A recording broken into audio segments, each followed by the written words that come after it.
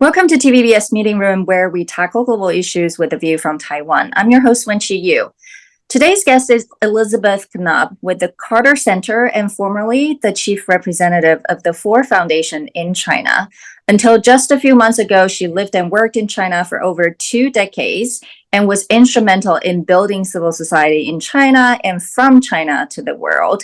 Elizabeth is going to share with us a different side of China that's often less understood and underreported in the media. Welcome, Elizabeth. Hi, Wenqi. Thanks for having me. So you spent over 2 decades in China working in the business and nonprofit sectors. What do you think are the most misunderstood myths about China, especially from the US and the West? So, when I was first studying about China, I learned that China was a monolithic culture, that it was very homogenous, and I think that monolithic and homogenous idea about China persists today, not only culturally, but in terms of the politics and the way the society is organized. And I think that is an important myth that we need to unpack and discard. I find China to be a country that is, in fact, incredibly diverse. Individuals within China identify themselves quite particularly in terms of their language, where they grew up, what kind of food they eat, and there's a diverse set of opinions about any kind of contemporary issue that you can imagine, all existing at the same time within China. So I think one thing that we need to, as observers of China and people who want to understand China better, is we need to understand that it is, yes, it's a long cultural history, and it's a unified cultural history of over 2,000 years. At the same time, it is a country that is widely diverse, geographically, economically, educationally, in multiple dimensions, and that means that the country itself is not entirely unified all the time in how they view themselves, how they view their society, how they view their own opportunities. So I think one big myth is this idea that China is some monolithic society. And coming out of that, I think sorry, a little bit on that point, right? Because I think that's something most people probably didn't think about China or didn't associate China in that way. To help people understand better, would you say sort of the diverse culture, or as you said, people identify themselves as, maybe what province they're from, etc. Does that resemble what's going on in the US in terms of people identify themselves from a certain state? So, is the difference among different states similar to what you were referring to, or is it something different? Just so, people can sort of associate what kind of diverse identity people are. I think that actually Chinese people identify based on their home province or even town or city within a province even more highly than Americans identify by their state. I think Americans have a much longer history of mobility within the United States.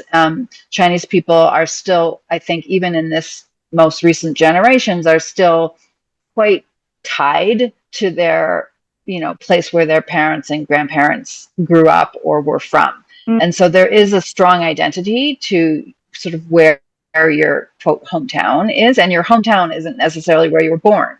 It could be where your parents were born or your grandparents were born, but it is analogous to that kind of a distinction. And then, rightly or wrongly, like in every society, people associate characteristics with different provinces, right? So whether it's a more the society is more vibrant, or it is more educational, or so, and these are stereotypes, but they are also strong identifiers and help people to kind of place each other when you meet someone, kind of to help you kind of figure out who they might be, right? But I think for me, as a student of China, one of the most surprising things to me when I got to China was how strong that is, and what that also then leads to is this question that we have in the West, that China is a collective society versus an individualistic society, the way we look at the US.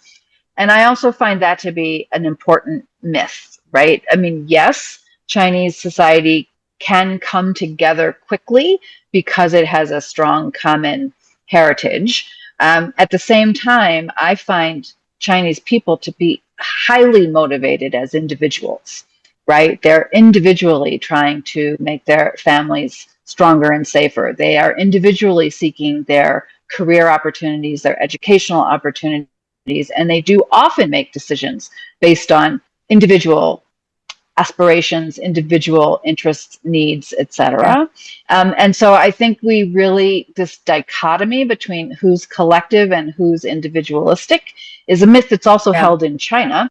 China holds the same myth. And I think it obscures the human reality of both sort of the Western societies and the Chinese society.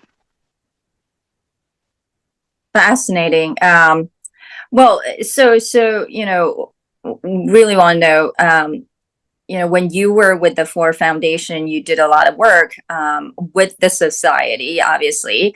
And also, you know, in the West, we like to say to build capacity in civil society. What does that really mean? And what are you most proud of? You know, what's really involved in terms of building civil society in China?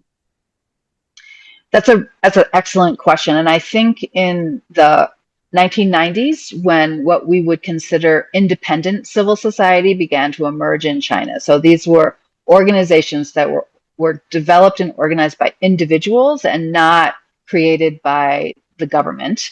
So the 1990s was when these emerged. And as they were emerging, organizations like Ford, which funded them, provided money to them, and other Western civil society organizations that partnered with these organizations really brought ideas about how to organize and run an independent NGO, right? So that's about leadership. That's about how do you build a board? That's about how do you make decisions, et cetera. So some of these ideas about how to create and build a civil society organization did originally come from outside of China and were brought into China in the 1990s. I think by today, we can say that a lot of those original ideas have been adapted to the reality of China, the social and political and economic realities of China. The organizations still exist, many of them. What does that mean? So what that means what does that mean that you have to adapt? So what that means is that Chinese political culture is one that is never going to give such a prominent role to independent civil society as we have, for example, in the United States, right? It's just never going to be that way. The role of civil society in the total cultural, political, social, economic life of the country of China will never be the same as it is in the US. It's never going to be this kind of this, right? It's just different. Yeah. It's just different, right? And so if you're going to be successful in a society, you need to understand that ecosystem and operate within it. So if you're going to advocate for, better healthcare or for, better childhood education within China, that advocacy takes a different kind of form. It's more of a quiet advocacy with the government as opposed to a confrontational advocacy that we might have in the US. So some of the ideas come in. So then the question is, again, how do you help institutions to just build their institutional resilience, their ability to make decisions, their ability to grow, their ability to expand within their own context. And so one of the things that Ford ultimately was able to do was to fund organizations that are Chinese and provide capacity building help to other Chinese NGOs. So it's a Chinese organization that understands the ecosystem and then helps other Chinese organizations to grow and thrive. And so it's more of an ecosystem approach to thinking about how to help civil society be strong and be effective in its own context. But how do you feel about, after decades of work, trying to build civil society, but it seems like I have to ask this question, the society is closing off, at least, from the narrative we're reading in the media. So does that make you feel somewhat disappointed, or how do you feel about it, this new development? So I am certainly not going to deny that the space for civil society, both foreign civil society and Chinese civil society in China, is much smaller than it has been in the past. So that is a reality that we can't ignore that reality. At the same time, I was just in Beijing for the last couple of weeks, and I was meeting with old friends and stakeholders and many in civil society. And these people, yes, they are disappointed that progress hasn't been, that the space for their work hasn't continuously expanded, right? That is a disappointment. However, they continue to do the work, right? They get up every day, they do their job, they push forward where they can in a space that's much smaller, anticipating, I am sure, that at some point that space will change, right? Nothing remains static in the world. And so really being close to the ground and being able to see where the opportunities and the space opens up, that is what these organizations are doing on the ground every day. So how do I personally feel about it? Seems that it's really not my particular place to have So my feeling is that what I have done with my career and the people that I know and the institutions that I have worked with, I feel incredibly privileged to have been able to do that. I feel incredibly inspired by their tenacity. I, of course, wish that the space were bigger because they wish that the space were bigger. And it is true that there are organizations that have closed in the last decade that really were, in my view, contributing constructively to Chinese society. And there's multiple reasons for that, including funding, right? I mean, it is still very difficult in China for Chinese civil society NGOs to find sources of funding that are not from the West. And I think that's there. I also feel some disappointment because Ford and others has spent a lot of effort to try to strengthen the philanthropic ecosystem, so helping Chinese foundations to become stronger and more strategic and more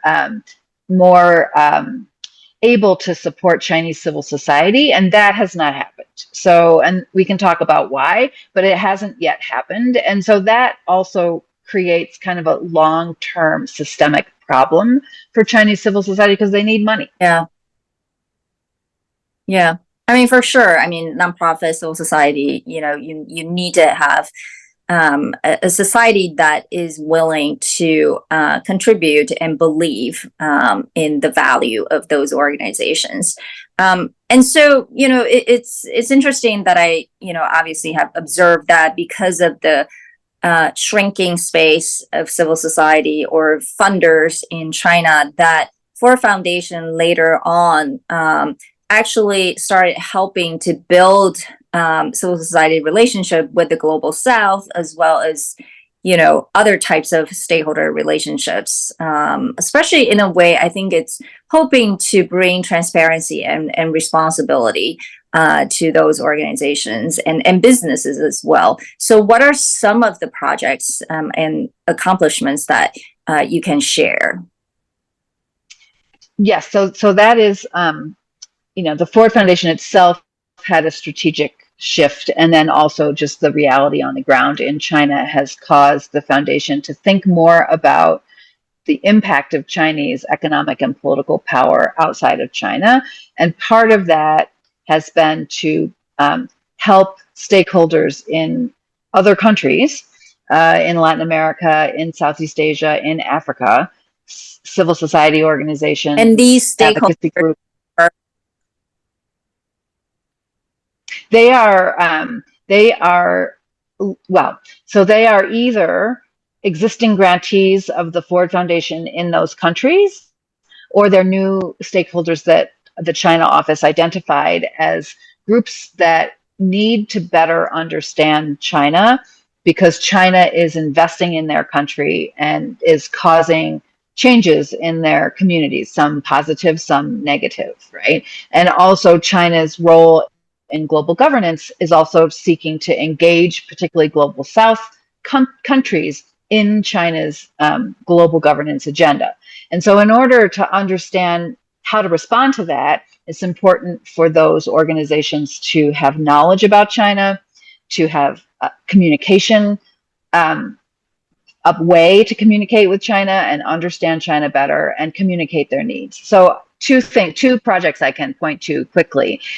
Ford has supported the development within China of what we call an investment grievance mechanism. What this means is the Chinese government and its policymakers set up a process whereby civil society in other countries that have a grievance about the impact of Chinese investment in that country can feed that back into the Chinese system to identify where Chinese investment has been harmful. And the hope is, and this is still like examples of those grievances.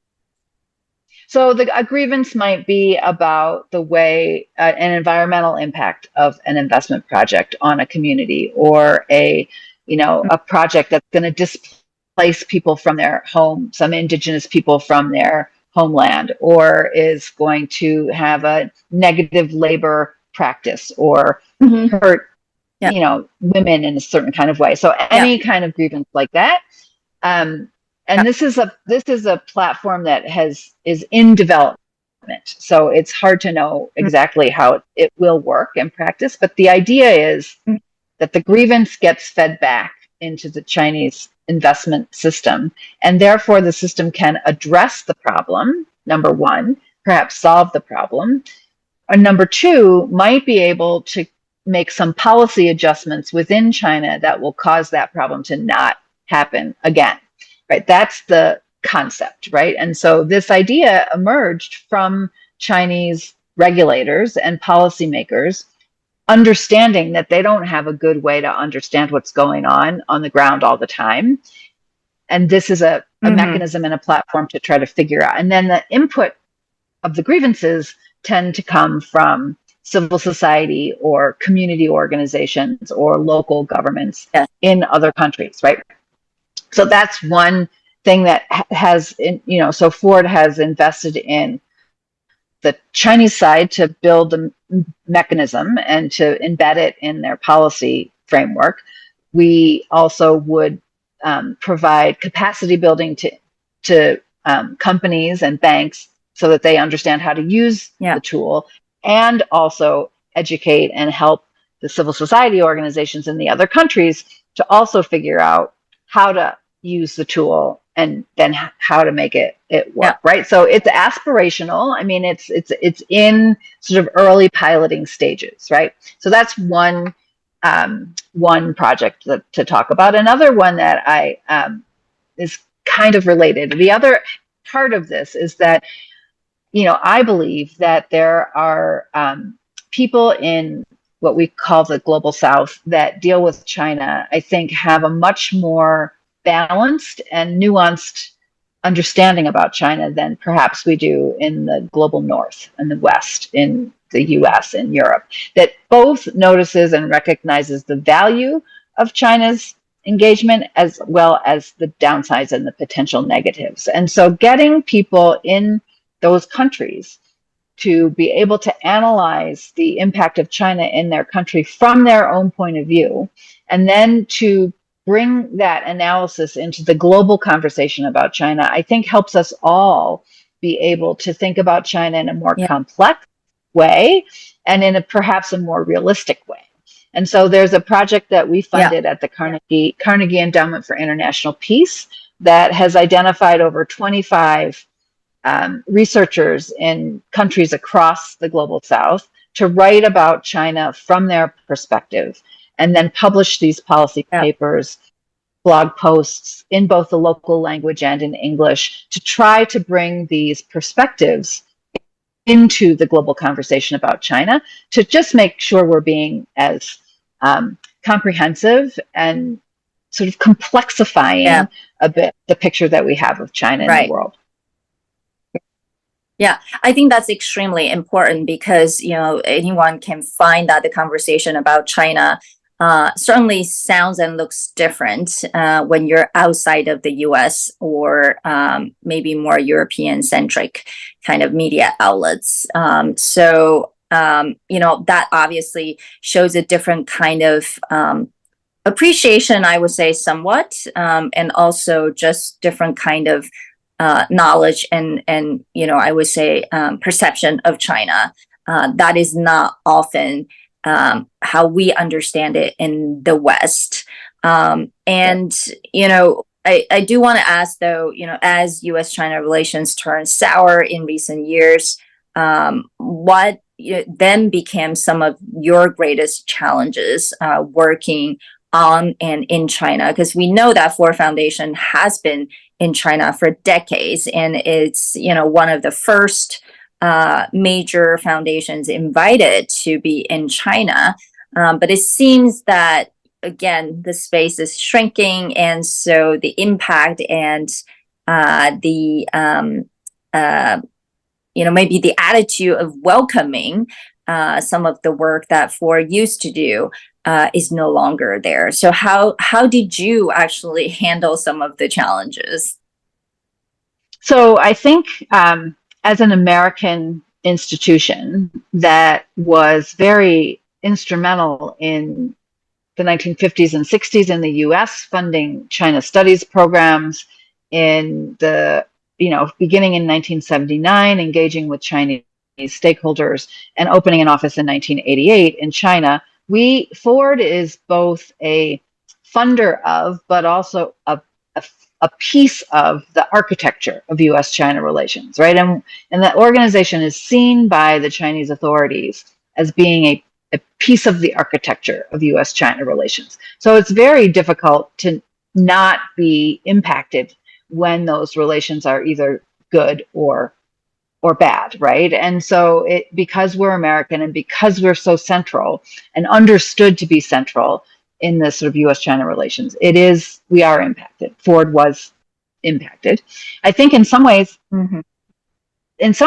positively, because Ford is seen as a channel of continued dialogue between the United States and China. So in some ways, the authorities look to Ford and hope that Ford will continue to fund and participate in exchange and dialogue relative to US-China relations. In other ways, because we're American, because we bring American money into China, that is just a thing that I think the security apparatus in China increasingly sees in a suspicious manner, right?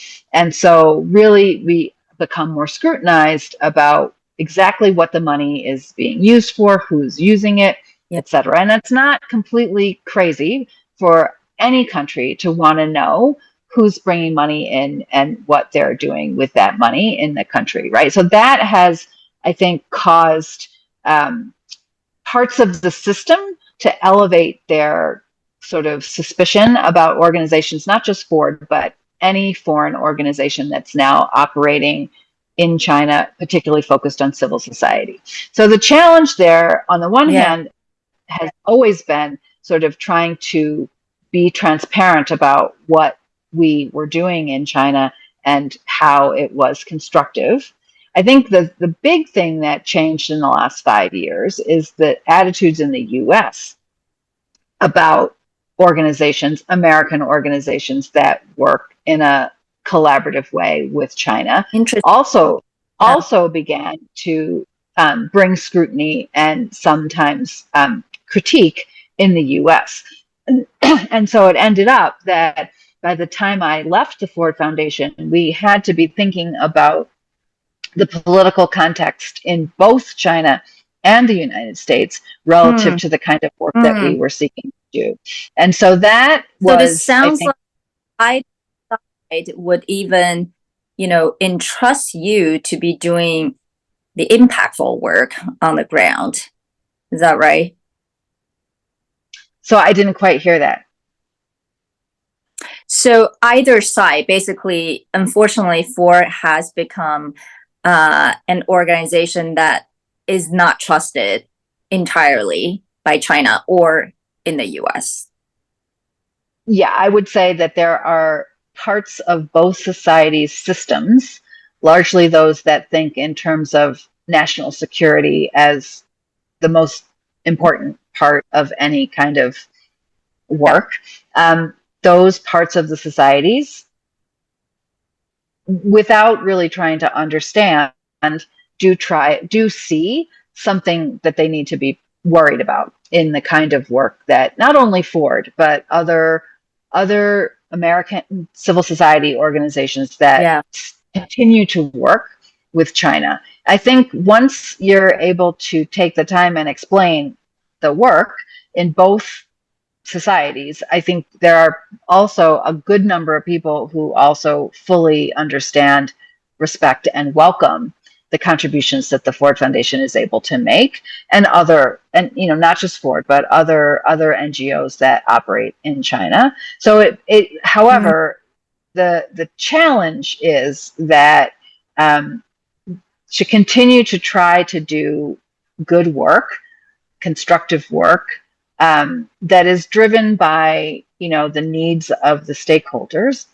and also manage the reputational kinds of communication issues that now need to be handled, right? Which 10 years ago didn't exist, and now they do. And so that's, I think that's where we all are now. Anybody who is working with China in a collaborative or a engaged kind of way is having to face this this sort of communications challenge, really. Yeah, I mean, the biggest part, I think, is just the lost trust on both sides, and it's puzzling to me because people always say, building understanding between U.S. and China is essential, and we've seen that effort. Over the last few decades, with, again, Ford Foundation and others trying to do that work. But it seems like the increased exchanges and understanding have not really led to better outcomes, right? So, today's tension and even more understanding have ensued. So what can be done to reverse this trend? Or at this point, it just is impossible? So I think that a couple things, right? So I actually am obviously a believer in dialogue and communication and ongoing kind of conversation as a way of managing increasing areas of disagreement or, interests that are not aligned. I mean, I think that's one of the fundamental things between the United States and China now. Our national interests are not always aligned, right? And so how do you communicate about that? You have to be in a constant dialogue. And so I think I think one thing we have failed to really analyze is the impact of the COVID travel restrictions. So for almost 4 years, few Americans went to China, and hardly any Chinese people went to the United States. 4 years is a long time. I was one of them, but really, I mean, at a government level, at the important levels, those dialogues, on Zoom for the first year were fine, but getting into year 4, it was really, really challenging. And so that is, I think, something we need to think about how detrimental that was, right? At the same time, we both countries have started to use dialogue as a tool. Like when China is angry with the US, they cancel a climate dialogue, or they cancel military to military dialogues, et cetera. So that is also, I think, both countries, we really need to commit to ongoing, high-level, multi-level dialogue and exchange that we will not cancel when we're mad at each other, right? Because we need to keep talking. And we just had a briefing by Ambassador Burns yesterday at this conference I'm attending. And, there are dialogues now that are in place on a range of issues between China and the US, and people are cautiously optimistic that this is going to help to build back the trust that we are actually quite lacking in the relationship right now. And I really do think that this level of dialogue and conversation is important, but I think it's been disrupted over the last 4 years, and also even longer, by this use of kind of political use of these dialogues to sort of punish the other side for something that we're angry with them for. So I do think that I agree that dialogue is important, and I think we don't have enough of it, and we need to build it back. I also think that it's really hard to build something, and it's really easy to break it. And so I think a lot of things have been broken, and it's going to take a dedicated effort on both sides to build them back. And so you really don't want to break them in the first place, because they're hard to build back. Yeah, I mean, some people would argue on the US side that, it took the US so long to actually build, right, the trust, and trying to influence China in certain directions, but somehow it's not leading them to behave in the way that we like to see. And so what is the point of engagement, right? What's the point of having a dialogue if they continue to behave in a certain way? So are you still hopeful about US-China relations? And, what are your biggest worries over the next few years? So I guess I would say that I would want to be careful that that we want countries to behave in a way that we want them to behave, and if they don't, we disengage, right? That seems like not actually, from my point of view, a really responsible way to act in the world, because China is China, right? And it's not going anywhere, and its power is increasing, and it's not going to change its fundamental political nature anytime soon. And so we really need to be able to acknowledge that, and within that framework, figure out how we're going to be able to work together on the planet for the benefit of the planet. And I think that's really, really something that I feel like the US is beginning to kind of get to that place. And I think maybe China is as well, but I think it's going to take a while. And I think there's many things that could disrupt this along the way, right? Many, many things. So I'm hopeful because of the people that I know on both sides who really believe that it is possible for these two countries to not only exist on the planet together, but to actually maybe work together in some areas that are for the benefit of the world. So I'm hopeful that sort of attitude will prevail eventually.